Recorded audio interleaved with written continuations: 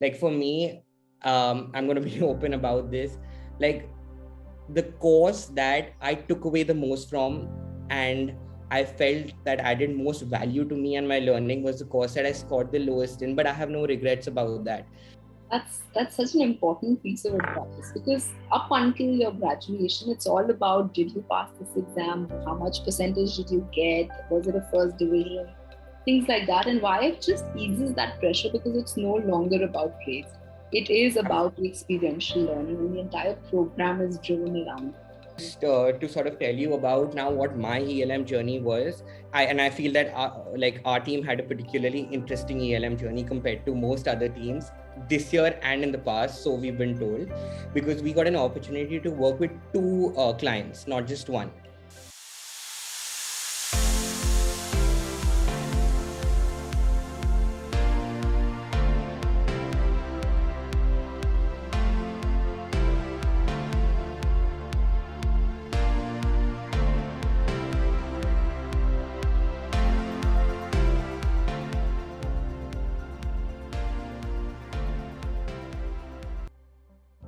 Something special that happened particularly for your batch was the fact that you went through the online program and you got a couple of months on campus.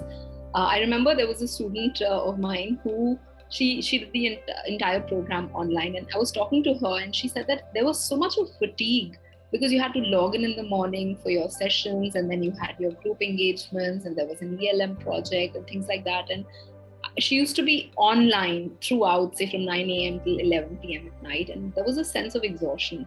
So how would you compare the two experiences? What of course, offline is better, but then if you were to contrast that experience with, what worked for you, or what coping mechanisms did you use to get through it? So, very honestly, I feel when it came just to the academics and getting my work done, they both work pretty well for me. I would in fact say the online space worked better because I had no distractions, right? And that in a way shows in my CGPA also. But having said that, I don't think anything can replicate the offline experience. The entire essence of the fellowship is being on campus, interacting with your fellows, attending in-person classes, being a part of the Ashoka ecosystem, interacting with professors and TAs in person.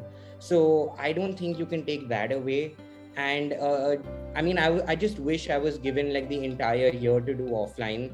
But purely in terms of just if you're talking about academics, I don't think I felt I was more productive back home, but I don't think that is the entire essence of the fellowship. You have to be on campus to get a flavor of it.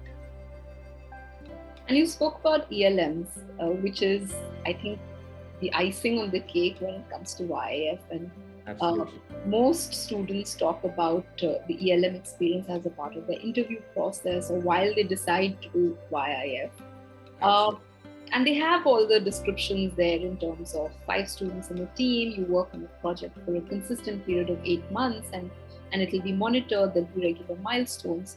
But apart from that piece of information, if you could share, how has the ELM experience changed you or shaped you as a person?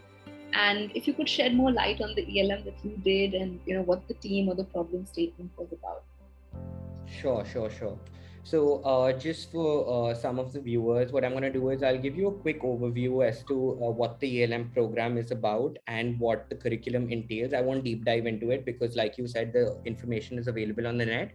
And then I'll speak about what my ELM experience was like. And I'll also speak about what the pitching process for the ELM looks like. So the ELM is a core component of the YIF program where fellows work in groups of 5 on real-world projects from diverse sectors in collaboration with organizations and institutions. So the ELM runs for a period of 7 months.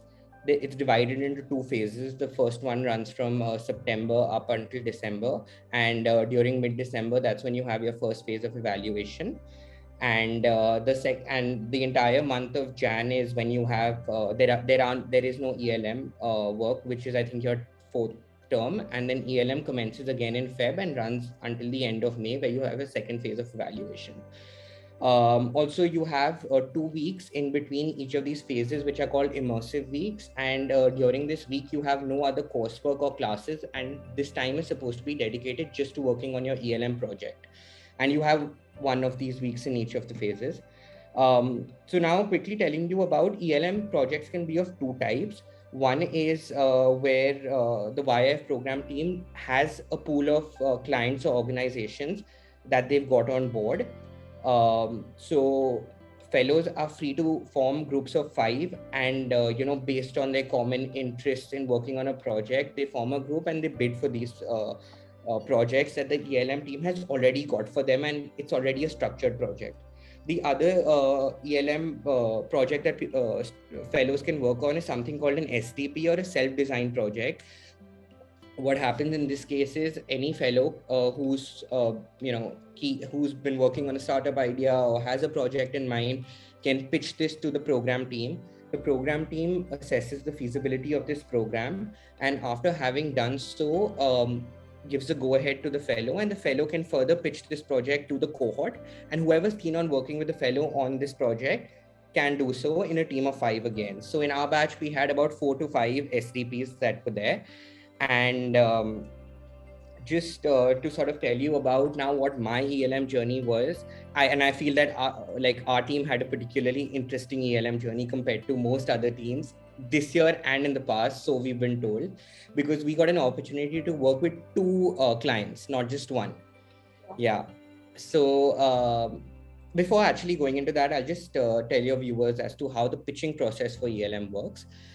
So when you want to pitch for a client or an organization that is already in the pool that has been drawn up by the program team, you get a pitching sheet. In that pitching sheet, and this you do after having formed your team of 5, you put in a basic profile of each of your team members. And the pitching sheet also, you have to write what your motivation for applying for this particular project is. And the second part of the pitching sheet will ask you what value are you likely to add to the project. So the pitching sheet is sent out in 3 phases. They are called preference 1, preference 2, preference 3. So every team puts in their preference 1.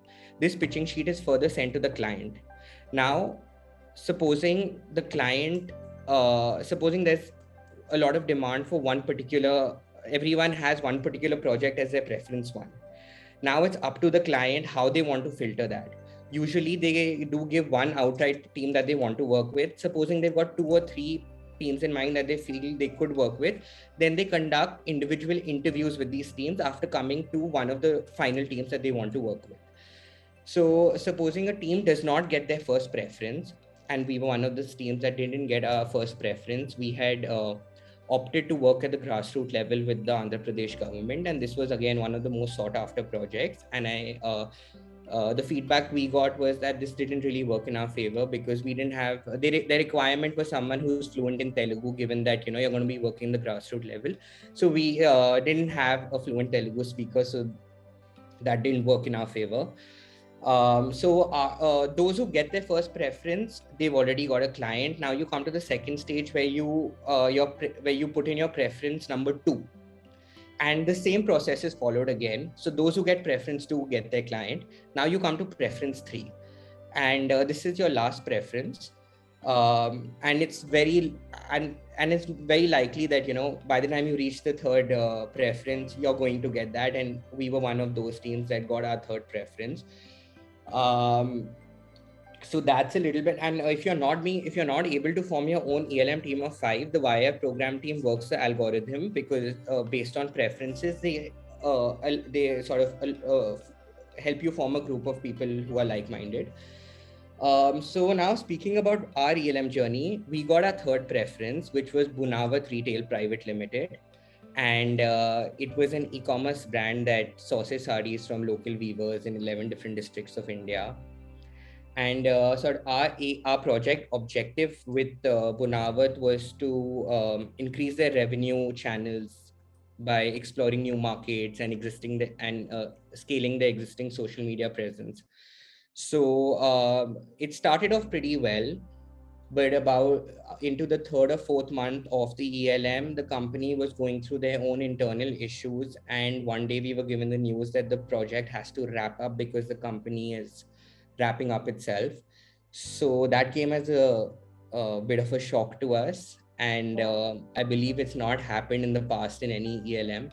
So that was we managed to pull through the first phase of the ELM evaluation because the client was nice enough to support us till the end.